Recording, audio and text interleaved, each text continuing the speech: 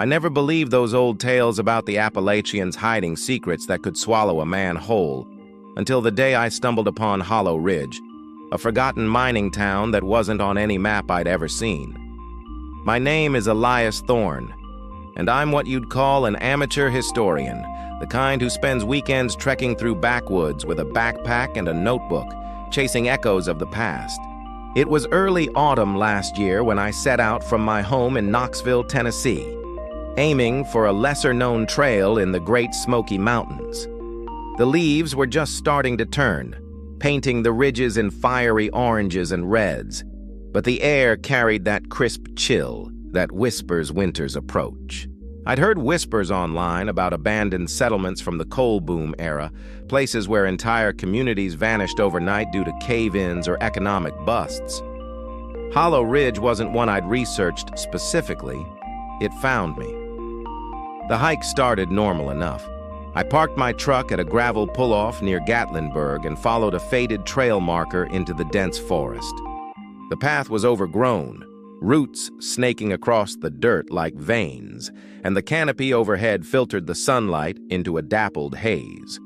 Birds chattered in the branches, and the distant rush of a stream provided a soothing soundtrack. I figured I'd go a few miles in, snap some photos of any ruins I found, and head back before dusk. But as the hours ticked by, the trail seemed to narrow, the markers disappearing altogether.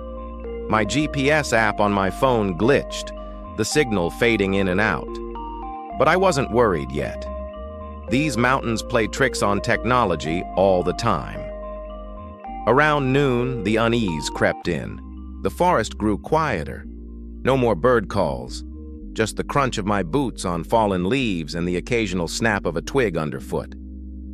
The air turned cooler, almost unnaturally so, like stepping into a shaded cellar. I stopped to check my compass, but the needle spun lazily, refusing to settle. That's when I spotted the first sign of something man-made. A rusted chain-link fence half buried in underbrush, with a weathered no trespassing sign dangling from one post. Curiosity won out over caution. I squeezed through a gap and pressed on. The trees thinned out, revealing what looked like the remnants of a road, cracked asphalt overgrown with weeds. Up ahead, structures emerged from the mist that had started to roll in. Sagging wooden houses with boarded windows, a dilapidated church steeple tilting like a drunken sentry, and what appeared to be an old mine entrance yawning black against the hillside. Hollow Ridge, a faded sign proclaimed at the edge of the clearing. The place reeked of abandonment, the kind that happens when people leave in a hurry.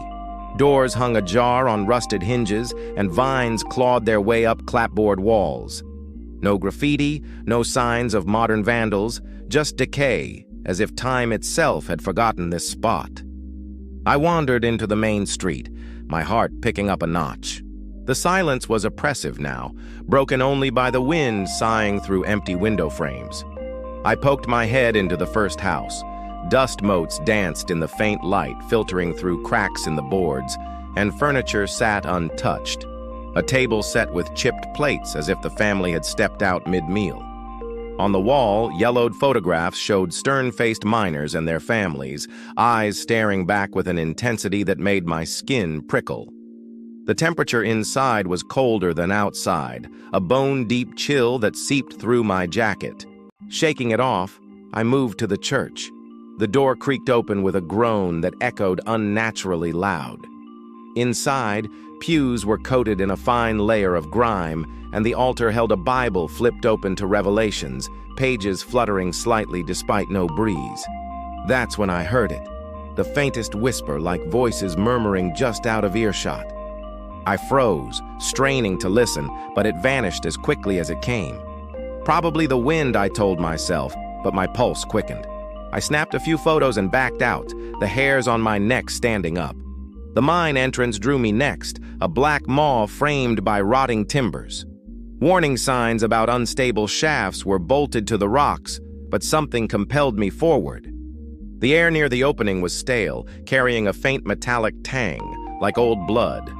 I shone my flashlight inside, The beam cut through darkness, revealing rails disappearing into the void and scattered tools lying as if dropped yesterday.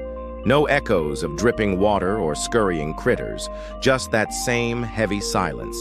As the afternoon wore on, the mist thickened, turning the town into a ghostly haze. I decided it was time to leave, but retracing my steps proved harder than expected.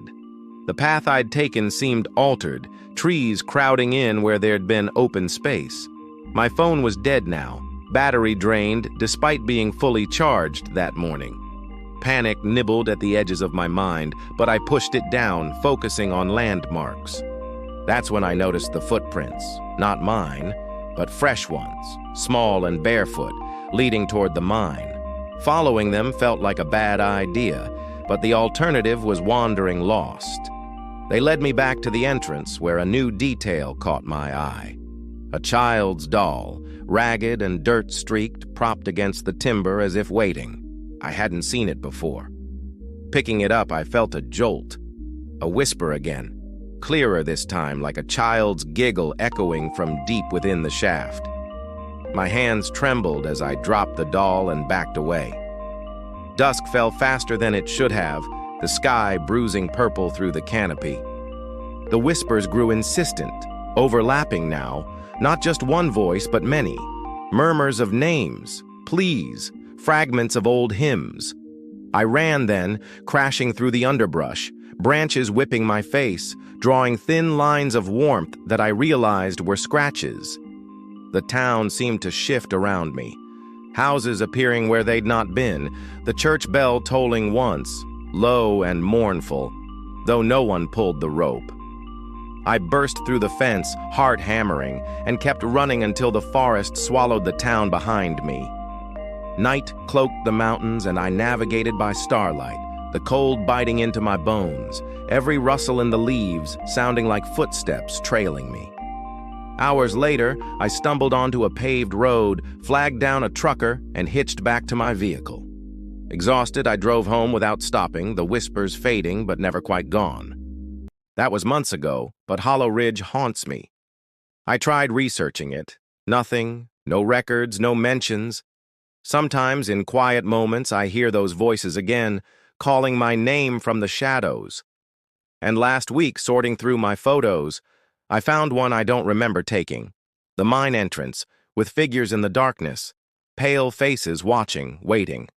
I deleted it, but the image lingers in my mind. Whatever was abandoned, there wasn't just a town. It was something that doesn't want to stay buried. If you're ever in those mountains and the trail goes quiet, turn back, because some secrets in the Appalachians are alive and they're hungry for company.